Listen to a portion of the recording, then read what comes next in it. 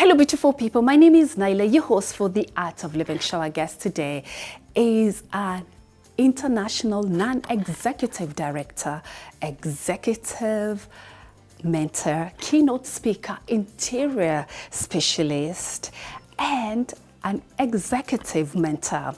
She is none other than Beverly Spencer Obatimbo. She invites us to her home to have a look around and to have a conversation. Let's discover, explore, and engage.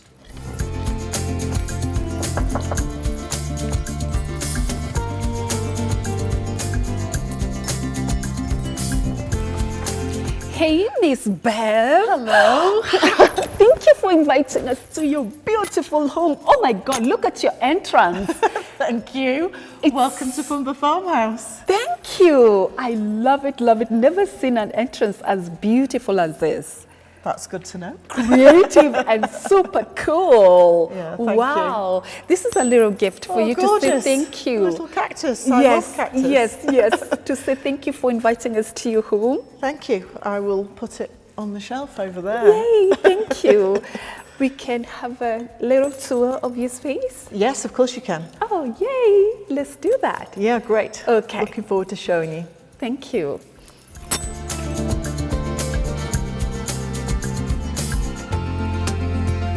Thank you so much for inviting us to your beautiful, magnificent house. I love it. I think it's one of my favorite homes I've been to. It's larger than life. Yeah, it's pretty large. Yeah. Actually, the house itself isn't so large. But let me first of all say welcome. You know, I'm really happy that you've taken the time to come here. Thank you. This space in particular is quite, I would say, kind of magnificent, but it's mainly because of the apex of the ceiling. So it's 7.5 meters. Okay. So that's what gives it the sense of scale and the drama. Yes. Which is what you're having the sense of now. Yeah, and you know, why did you choose this style?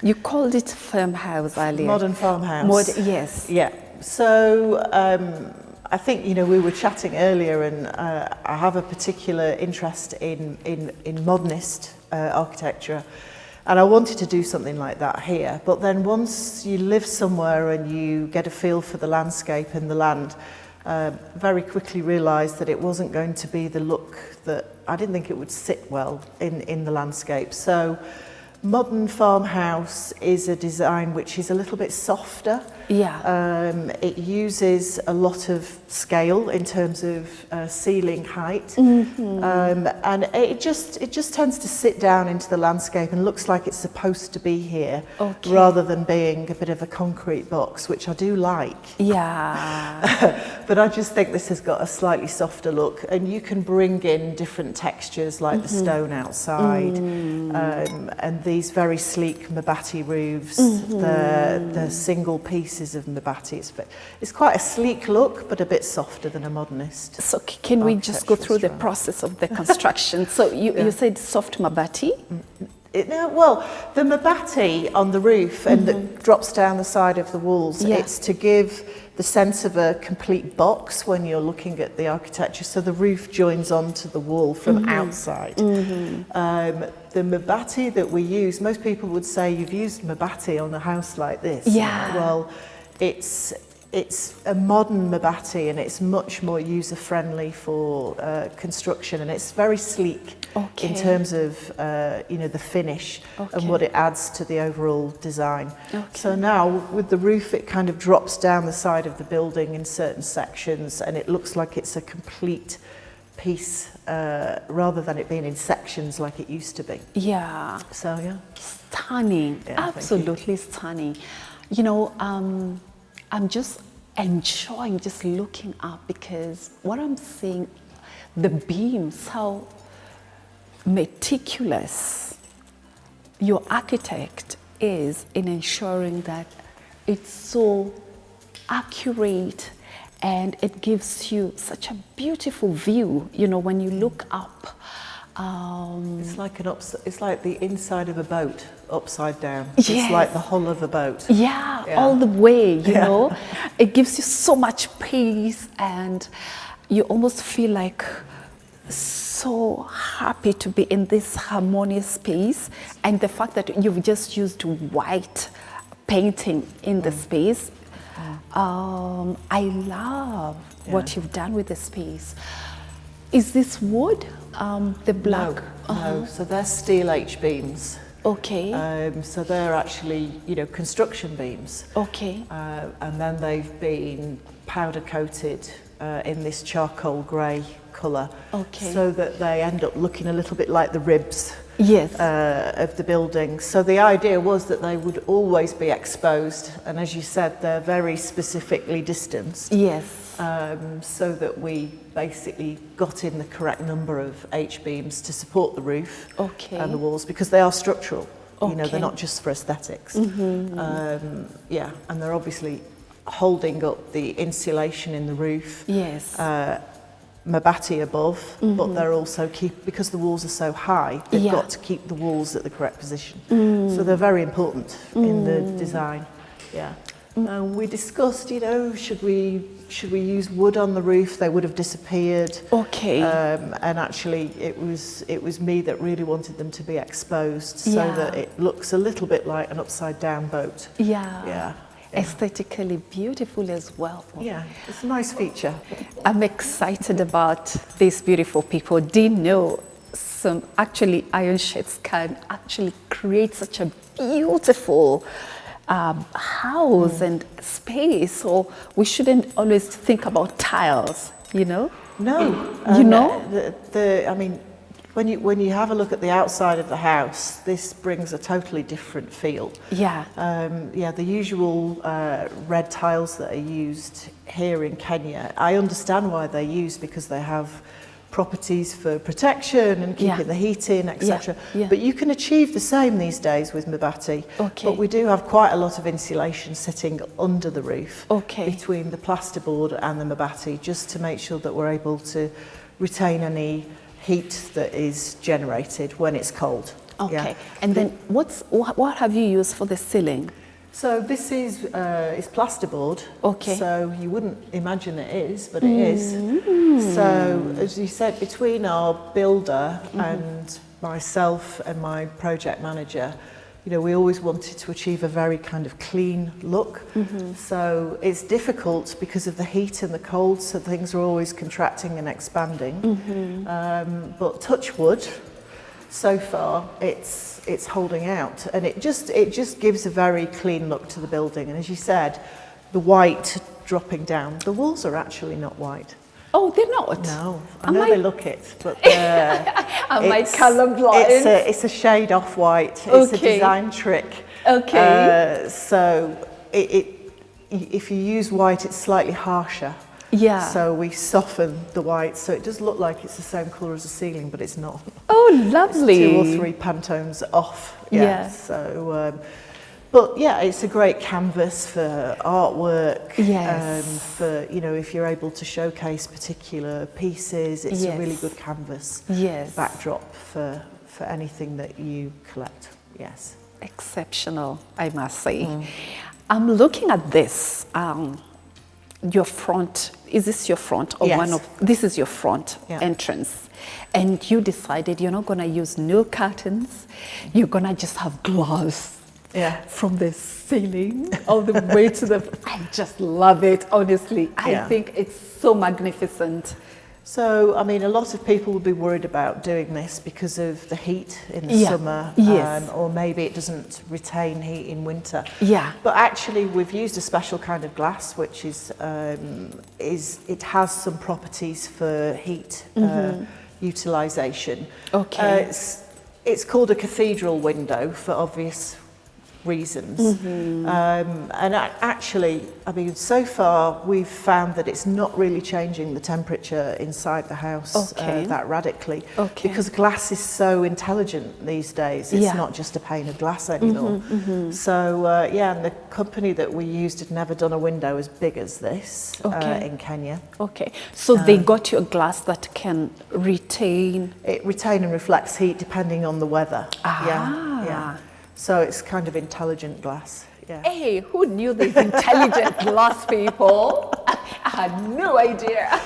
But here we go. You know, that's what adult living is all about. And thank you, because we are learning something new. So if you want to do something like this, it's all about getting the right glass, and it gives you the look and feel you're looking for in your space. Like, look at how sophisticated the space is because of just this. It's so grandiose, it's so beautiful. This art piece right here is so captivating. Yeah. Talk to me about it. I love it. So this piece of art was done for my husband and I in 2010. We were living in Nigeria. So it's a Nigerian artist called Kehinde Balogun. Okay. And he's actually been a friend of ours for 30 plus years. Okay. And we had a wall that was a similar size to this in Nigeria. Wow. And I had no art that was big enough or had enough scale. Yes. And everything was looking lost. Yes. So I asked him to come, and he did a piece of art. It was actually about a foot larger all the way around. But this picture's moved to about 5 different countries, and we actually couldn't get it through the door when we got to London. So we had it reduced slightly, so that we could You get reduced it? Yeah, it's smaller. Oh no, really? Yeah, and unfortunately, because we've reduced it, you can't put it back. So yeah, it's a large piece. It's Oh my goodness. So there's a piece that is missing. It's actually folded back behind Okay. the frame, but if we were to open it up now, it would have probably cracked the oil work. So we can't risk it. It's very clever. He uses mixed media. So this is an oil painting with Yoruba women, and you can see some of them have got their babies on their back, traditional African carrying style. But if you look within the base of the picture, there are little villages, there's lizards, there's all sorts of things in there, cowrie shells, which is very traditional for Yoruba artwork. Okay. And he also uses a biro to give detail, you know, a pen. Okay. So all of this tiny highlights that you see is done with a biro. Oh. So, and often you'll find artists in Nigeria use these different medium because they can't afford to buy all of the materials. So they just get really creative and use all sorts of things to create something like that. With Kehinde, I mean, I've known him for years. It wasn't about affordability for him. It was about getting that detail in the picture. Yeah. Who knew, you know, that, you know, with just creativity and not having everything that you want, you can create such a beautiful piece. Yeah. It is stunning, yeah. And what did you love most about it? Well, I think it's got quite earthy colours. Okay. So without it being too vibrant, because I do have lots of vibrant artwork. Yes. I just like the fact that it uses the colours of Africa in a kind of subtle way without it being too woo in your face. Yes. So, and it's travelled extremely well, this picture. So it's been in a few locations with us. Okay. And we always find somewhere for it to go. Okay. Yeah. So you've had it for over 20 years, at least. This was 2010, so yeah, 15 years. 15 years. Yeah. Oh, goody. Yeah. I love it. I think it's so captivating. I love it. It's such a beautiful piece. Now we're talking about art pieces. Right behind me is also this outstanding piece. Yeah. And I like the fact that it has all these pieces on top of The canvas. the canvas. Very aesthetically beautiful. Yeah. You know, you have a very good eye for art. So we've been collecting art since we met, actually. Okay. So with a particular interest in Nigerian art. So this is another Nigerian artist called Sami Chioma. And so different tribe. He has particularly done this. He's using Ankara, so the fabric that Nigerians will use for a very sort of casual day dress. So he's used Ankara, and it's very textural, so if you touch it, her hair actually moves. So there's little bits of her afro which is hanging off the picture. Nice. I mean, I didn't frame it because I think the picture speaks for itself. It doesn't need a frame. Her name's Mary. Okay. So she's a real lady that he took a photograph in Nigeria and then translated it to this picture. And it was actually given to me for my 50th birthday by my hubby. So, yeah. Beautiful. There's always a story. Beautiful piece. Beautiful piece. I think Mary has... She's gorgeous, isn't she? I love her. She's gorgeous. Yeah. She's absolutely stunning. Oh, my word. I think each and every piece in your house is just so exquisite, and I love everything. I want to talk about each and every piece, but before I run out of time, I want us to talk about your lighting. It's larger than life. Oh my goodness, people, have you ever seen huge lighting as this? So amazing and so captivating and beautiful. The lights. Yes. Well, when we first took a photograph of this room during the construction phase, we'd positioned the cables for the lights, and I'd kind of underestimated the size probably that was required. So these are about 7.5 feet each light. And then actually it was Niha from the Artisanal Gallery who I was talking to, and I said that I wanted like a fishing basket light. So she's kind of connected me to somebody in Kalifi who's made this. He's somebody who makes lobster pots and things like that. And I'm sure he almost died when he heard he was going to make a 7-foot light. I'm telling you, but 2 people can fit in there. They've turned out so well. The light bulbs, I had to bring them from the UK because I was struggling to find these filament light bulbs that are large enough. Could we light them? Yeah, sure. Yeah. Oh, people, look at that. It's indeed just outstanding. I love just the feel of it. I feel like, you know, how you have those seats that people use outside, outdoors? Yeah. What do we call those seats? The swing seats. The swing seats. It feels like swing seats. And I just need to go up with the ladder and just sit there and enjoy the views, you know? I'm kind of worried about the day that the light bulb needs changing because we need a really big ladder to get up there to change the light bulbs. But these have got like a few thousand hours worth each LED filament lights. So hopefully, you know, they'll survive quite a long time. But I was just so impressed by the quality, considering the size of the finished item. And he'd never done, you know, anything like this before of this scale. It's very unique. I must all the way from Kalifi. Very quirky, very unique, and fits perfectly in your space.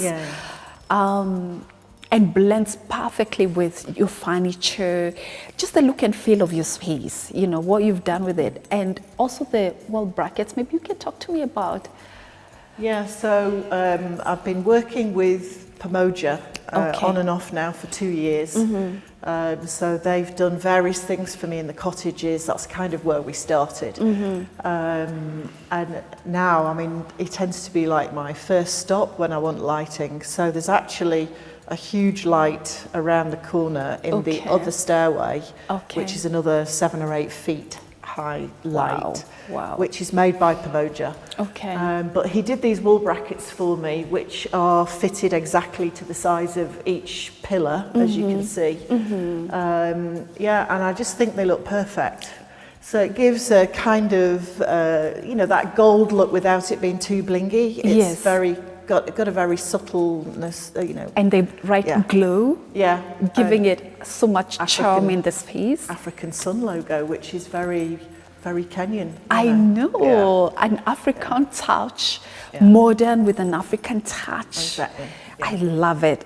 Very tasteful as well. Beautiful people, look at this incredible fireplace. That is such an aesthetic piece just to look at.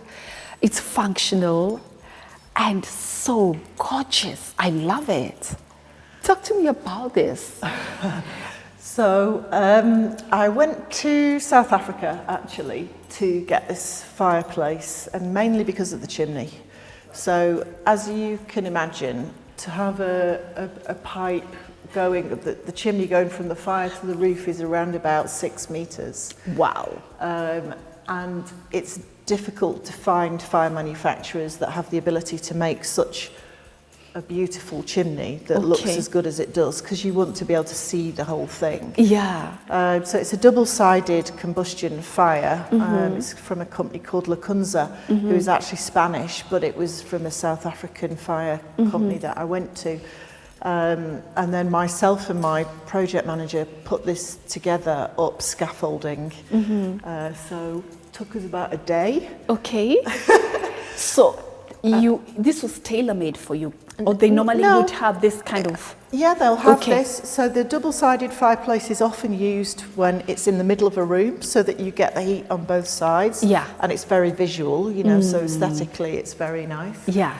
The chimney has two functions. So obviously it's taking the smoke out, but it's also giving off heat. Yes. So in high ceiling space like this, it's giving off heat all the way to the top.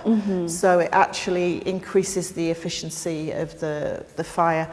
And because it's a combustion fire, it uses slightly less wood. So it's a bit more ecologically friendly than most wood fires. Yeah. So, Good people, you can see her fireplace, traditional fireplace that is still modern, that is aesthetic. Look at the firewood. It looks like a piece of art. That's me. I make them chop it. You know, I just feel like I'm in a magazine or a movie set. Like, it's so unreal. But people, this is firewood for real, and it's actually burning, and it looks so amazing. And we're feeling warm in here, by the way. We're actually not cold. Alive, I said we're cold because this is warming us up. It feels amazing.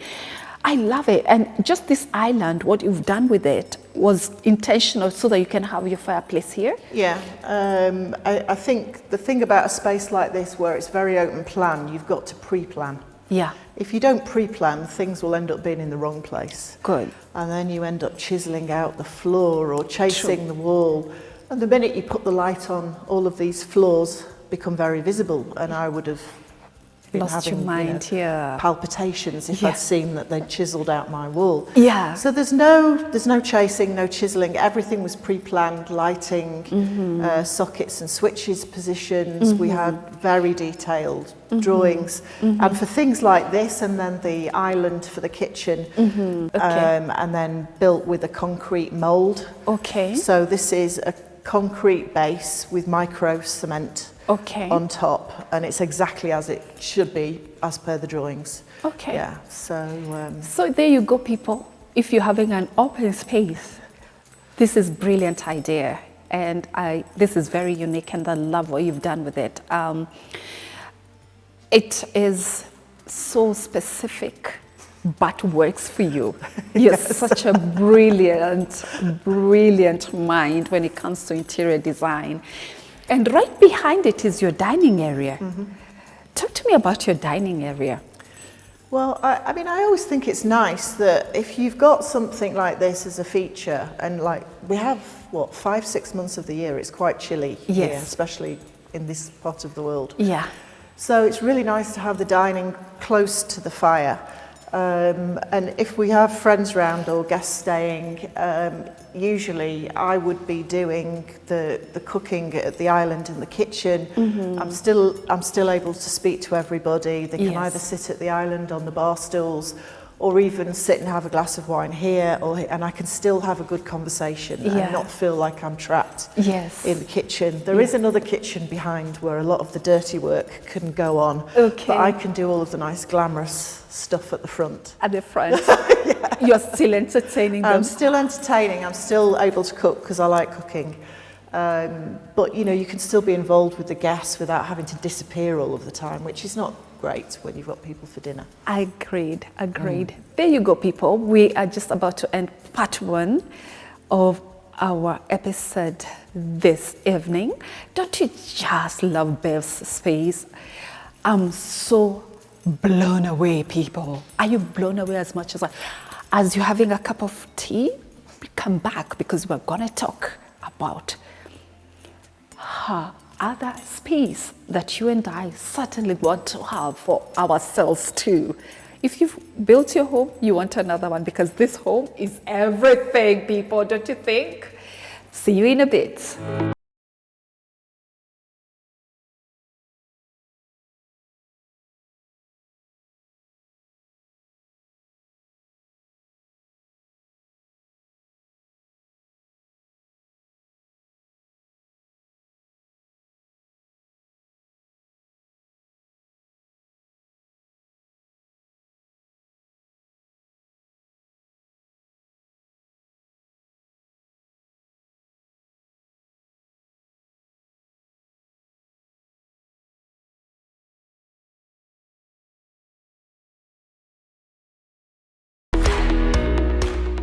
Beautiful people, welcome back to part 2, and we're going to talk about furniture. Talk to me about, that's it. It's different, it's exquisite, very eclectic as well. And then your dining area, and then we can come and talk about your kitchen. Because there is so much to see in this house, beautiful people. You will love everything about this home. Believe you me, and I tell you, we can talk about the feature. Yes, so the dining area, I'll talk first about the dining area. I was really struggling to find a large dining table. So when I have all of my family here, we're kind of 14, 16 people. Wow, okay. So this dining table, I did look up and down. It's very modern, so it's different to the rest of the furniture, which is a lot more rustic and local. This is not. Yeah.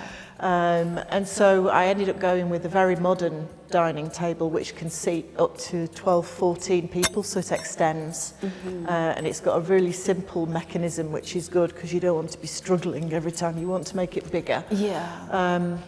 So the dining table is different to the rest of the furniture because it's got that modern aesthetic. But I like mixing up different styles, and I like that eclectic look. It took me ages to find the sofa. I wanted a sofa that was at least 2 meters long, and that's quite a long single sofa. Usually they would call it a sectional, and there'll be bits sticking off it, and I didn't want anything like that. I just wanted one long sofa. Okay. So I managed to find the sofa actually from a lady in Laresho. She has a place called the Tribal Gallery. Oh, I know that place. Louise. Yes. And so this is made from an Indian dowel, so the same wood that was used to make the bed upstairs. And it's plus 2 meters long. And then she's made 2 sets of cushions for me with covers because they're white. Everybody's going to be, are you mad having a white sofa, in Africa with the red soil and everything. So I have 2 sets. Once it starts to look a little bit orangey from the dust, we switch it out, wash back on, and it's doing really well. Okay. And the coffee table is the same wood, so it was all made from the same boat. Okay. And the boat's very old, so that means that sofa's going to be around for a long time. It doesn't have any issues with the wood. And just on the shelf on the media unit, that is a Kenya Railways railway sleeper. Oh, wow.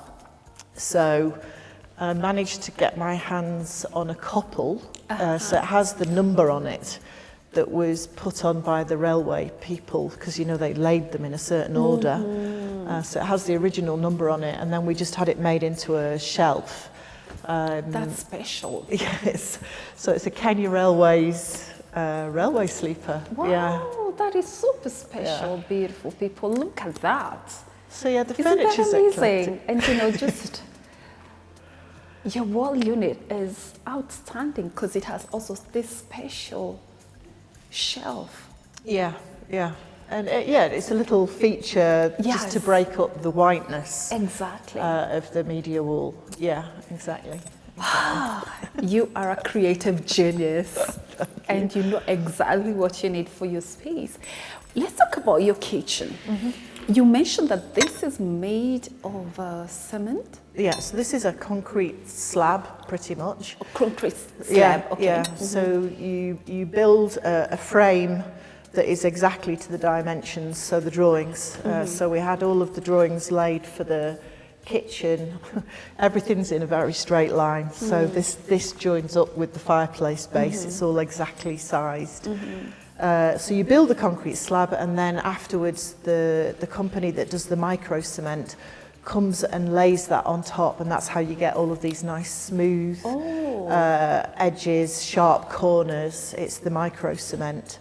Yeah, and obviously we had to have already got the induction hob because it sits down into the concrete, so we had to have the hole made exactly to size so that you can drop the hob down, so it's kind of like a seamless finish. Yeah. And you can have your friends over as you're making your cooking and as you're cooking, and dining, and it's all sleek.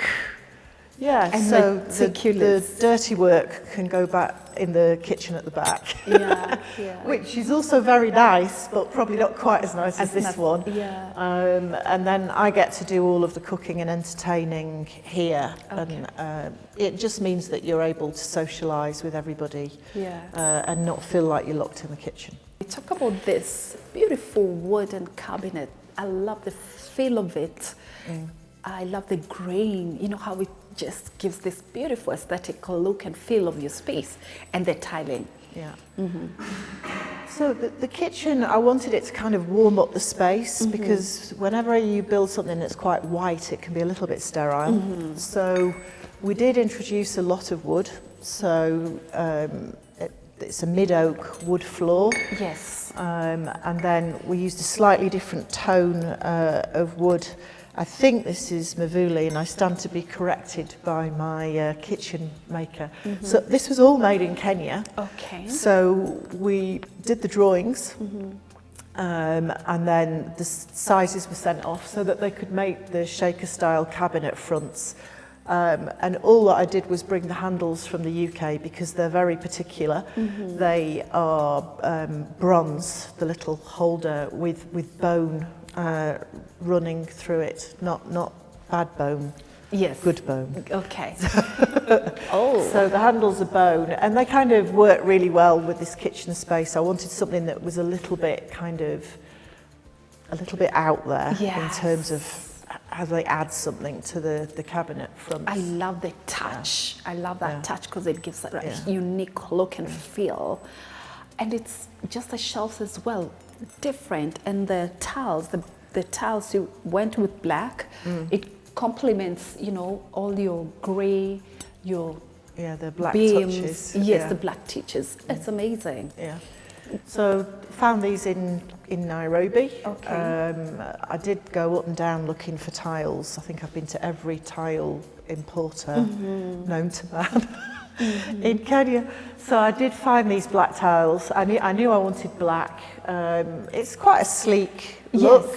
Yes. So they're porcelain handmade tiles. And you can lay these in various, you can do a herringbone lay, you can do stacking as we've done here. We went for a simple tile laying so that it doesn't look too fussy. Yes. So yeah, I really like the look. It reflects the light as well, which is nice. Yes, it does.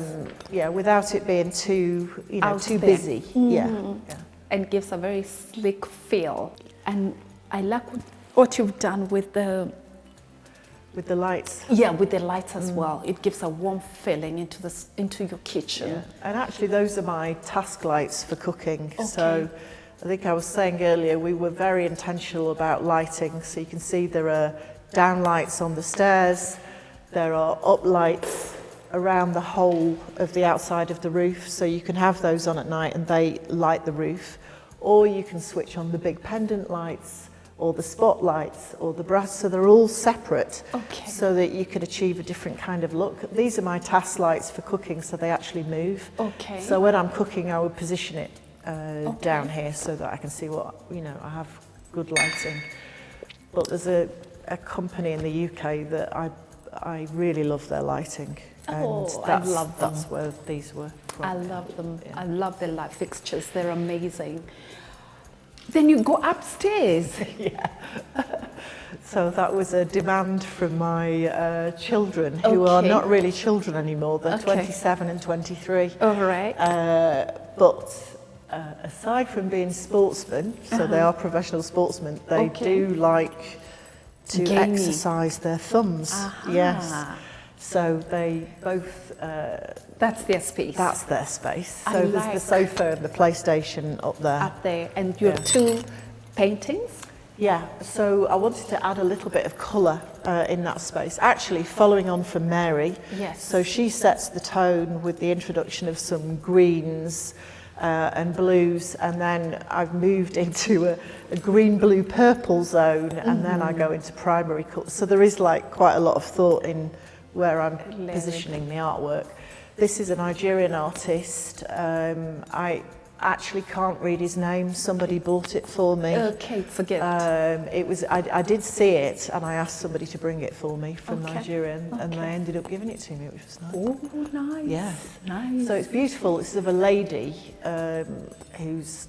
It's very abstract, but you need to step back to see that she's, you know, in a very pensive moment. And then the one at the top is a Kenyan artist, and I got that picture. It's the Kenyan beads, the same as the ones on your necklace.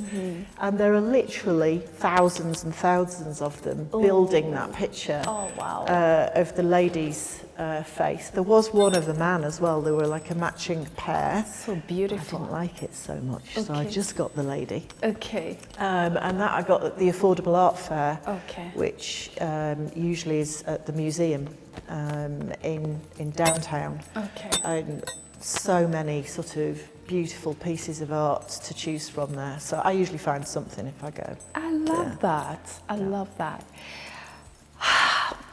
We're just gonna go to a different space, beautiful people, and just another entrance, because she has different entrances that are all just out of this world. I'm so blown away by this beautiful home. The design is epic. Let's talk about this other entrance that is specific just for you, family, and the beautiful art piece that's there, and your son's art pieces, and on your corridor as well, and how you've styled it. I love how you've styled it. When we finally decided on this design, it was interesting because the house was split into 2 separate buildings. Yes. And it needed a connection in the middle. So this was a very intentional space to connect the living space to the bedroom and bathroom space on the other side. So it's not an afterthought, it's a journey that takes you from this side of the building to the other. Yes. So in the hallway we've put in quite a lot of built-in cabinetry. It's the same company that built the kitchen. In fact, they've done all of the joinery in the house, and so we have a bar that is inside there, so that whenever we're sitting outside in the middle of the 2 buildings, it's quite a sheltered spot. We can sit there when it's raining. Yes. We're able to, you know, have a drink with our guests, etc., and everything's very accessible. So nice. Yeah. Okay. And in the middle is obviously the feature piece of art, which is Peter Kamau, who's a Kenyan artist. Okay. And I fell in love with that picture. I saw it a while ago and didn't know how to get my hands on it. And then it appeared at an art show, and I managed to buy it. So I was really happy.